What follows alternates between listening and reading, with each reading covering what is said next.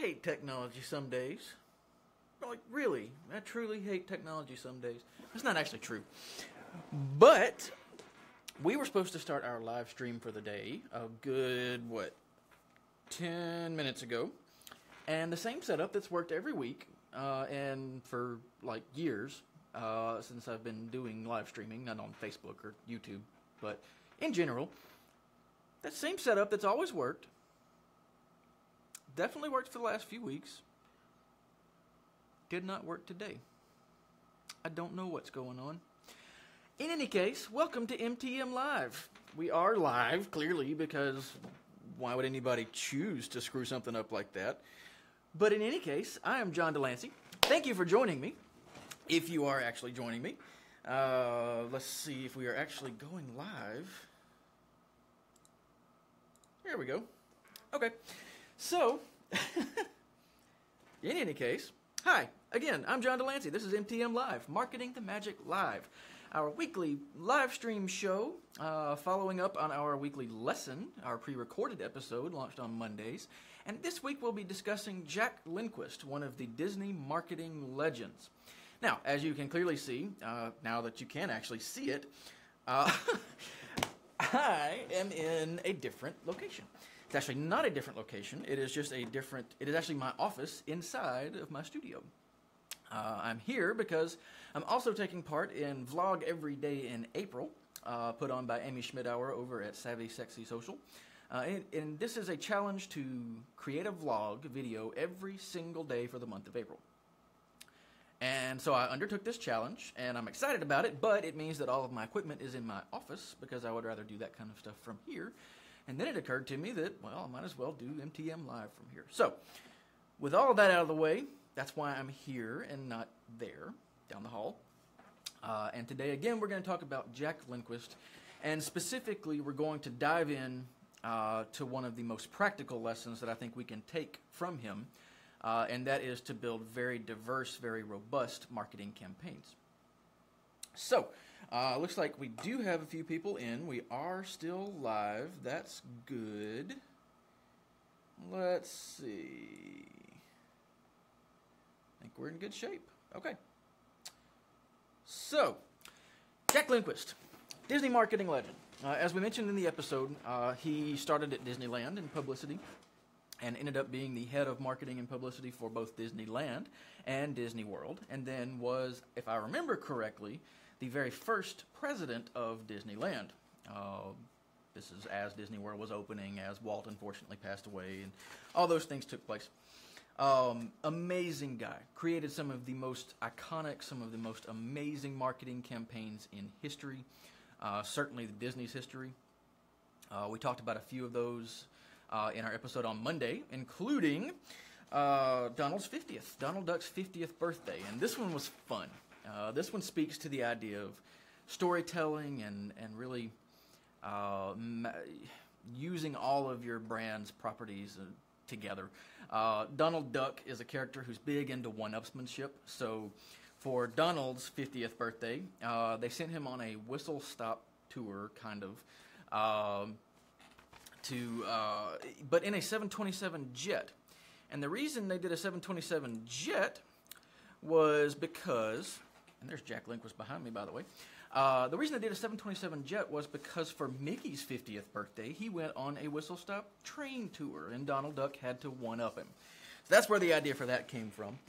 And then, for Mickey's 60th birthday, we get Mickey in the Cornfield, which is where the graphic for today's episode, or this week's episodes, came from. And this was, as we mentioned, a partnership between Disney and the University of Iowa to create a massive Mickey head grown out of corn in a cornfield in Iowa. So large that it could be seen from 35,000 feet in the air in a plane.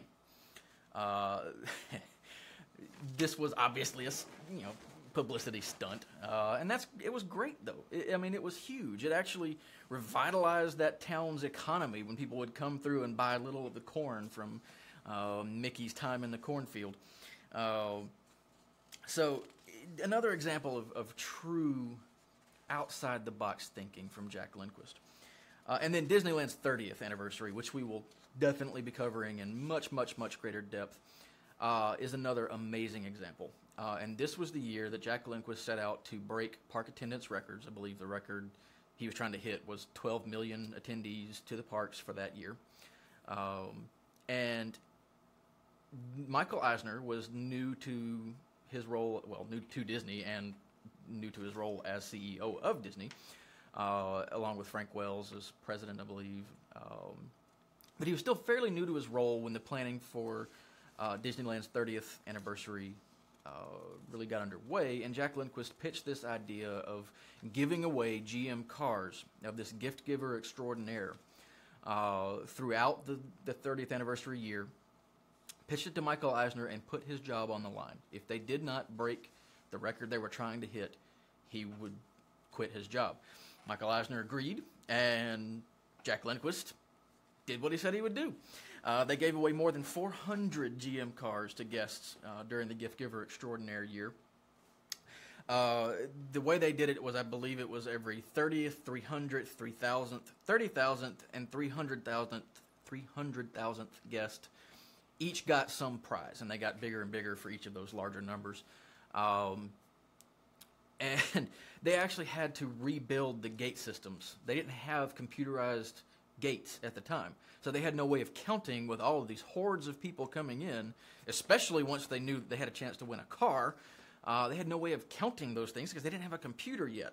So they actually had to figure out how to build a computer that would track the number of people coming in and flag, on the correct numbers so that a publicity team that was hiding in the wings could come running out, and the alarms would go off and the confetti would fly and they would get their prize.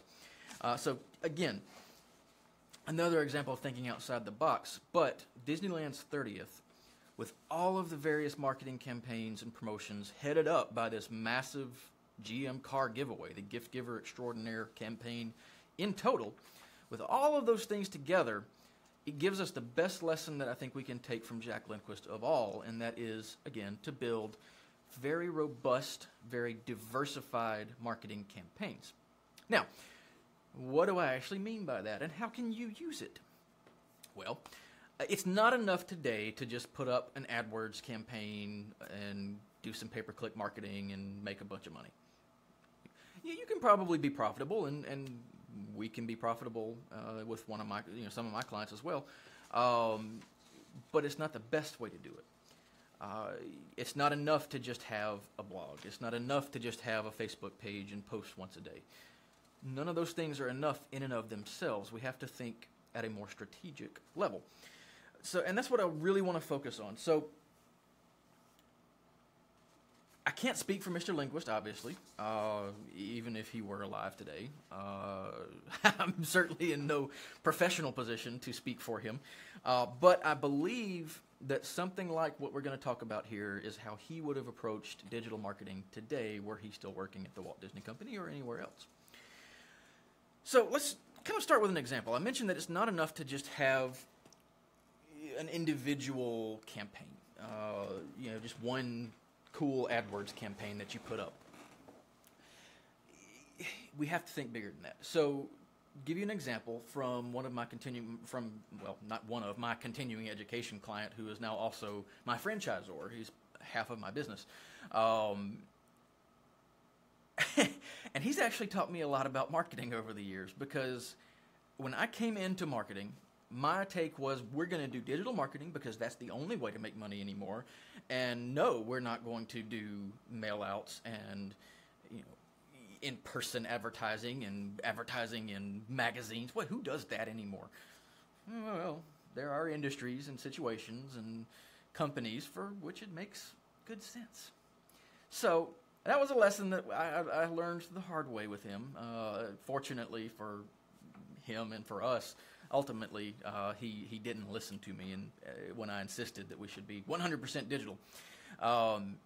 So to give you an idea of what we will do when we come into a deadline season for our customers in this continuing education industry, we start generally with a mail out.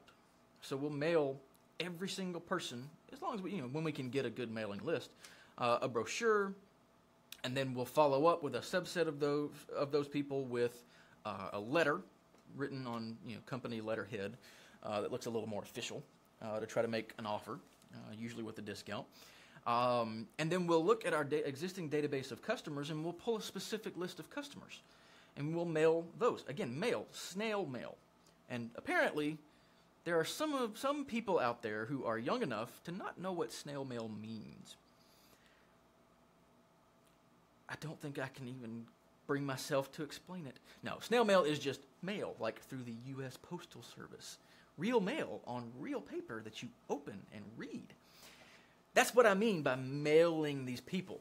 So that's where we are right now. We're talking about that step of the process. We mail a subset of our existing customer base a very special offer. It's a loyalty offer. That's a big part of the branding that he has built and that I am continuing to build with him. Very special loyalty offers to our customers.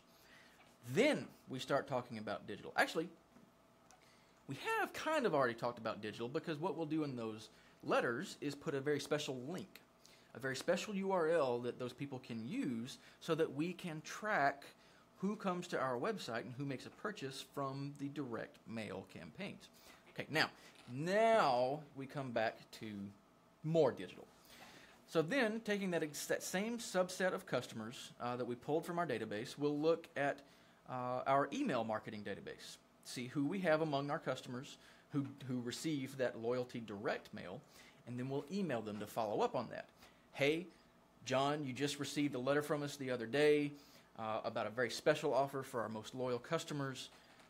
We're just reminding you of that because the deadline is tomorrow. So we send an email, and again, with a very special coupon code, a very special link, so that we can track who converts from the email, not just from the direct mail. But then we get into some really cool stuff. This is one of my very favorite topics to do with at least advertising, if not marketing in general, and that is remarketing. Remarketing is how you can turn a campaign that might otherwise have been a loss into a massive success. So we've all experienced remarketing. If you are a marketer, I'm sure you know exactly what I'm talking about, but if you're a small business owner, you may not. So remarketing is when you have visited a website, and then you get on Facebook or you go browse some other newspaper or website online somewhere else, and you see an ad for that product you were just looking at but you didn't buy, or that service that you were considering but didn't buy, or just that blog you were reading and now they want you to come back and download an ebook. That's what remarketing is.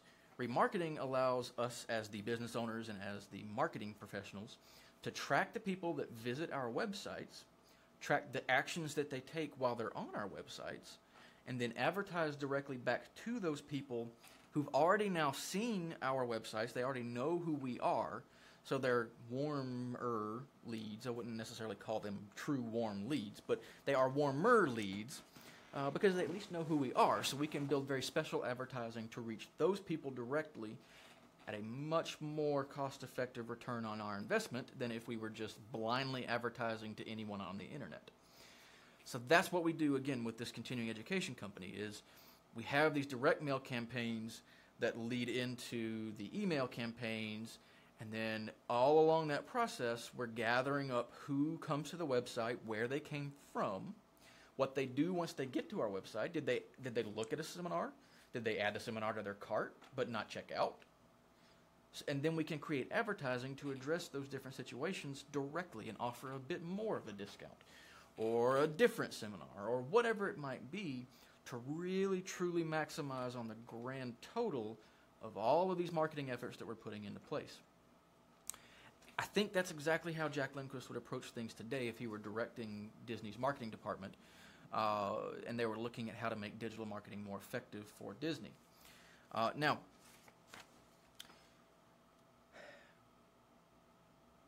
let's talk a little bit more about this idea of these connected campaigns. This is really the whole point. This is the whole value that modern marketing methods offer us. No longer do we have to just blast a TV ad and hope that our intended audience is among the people watching TV at that particular time. No longer do we put up a park bench, or do we have to put up a park bench and hope that our personal injury client drives by that park bench right before he gets into an accident, I guess. I'm not sure how that works still. But in any case, digital marketing gives us the opportunity to create these truly connected campaigns. That's the whole idea of a marketing funnel today. So marketing funnels, which is another buzzword that I'm sure you've probably heard of if you're a business owner, and especially if you're a marketer. Marketing funnels are where we start with, say, an ad that leads to a landing page on which we say, hey, I've got this great 15-minute video where I give you the top 5 secrets to tripling your ROI on your AdWords campaigns. And on that page, we'll have a form that the person can fill out, giving us their name and email address. So now we have an email contact in exchange for watching this 15-minute video. And then at the end of the 15-minute video, we'll say, now, do you want to talk to us about managing your AdWords for you? If you could take, those 5 simple tips and turn a 300% profit on, your AdWords campaigns, how much more can we do if we work with you? Come have a free 15-minute strategy session by filling out this very simple form below, and we'll get in touch. That's a funnel. So we guide them. We start with this massive pool of people who land on our website, and then a certain percentage of those will take an action, and then we make another offer, and a certain percent of those will take another action, and so on and so on. So the funnel gets smaller and smaller until we come out with the customers. But we can track who does what at each stage of that process. We can see who visited the page but didn't submit their information to watch the video, and then who watched the video but didn't submit the information to get the free strategy session. And then, who took the free strategy session, but said they were going to give it some thought and never got back in touch? We can advertise to those people too.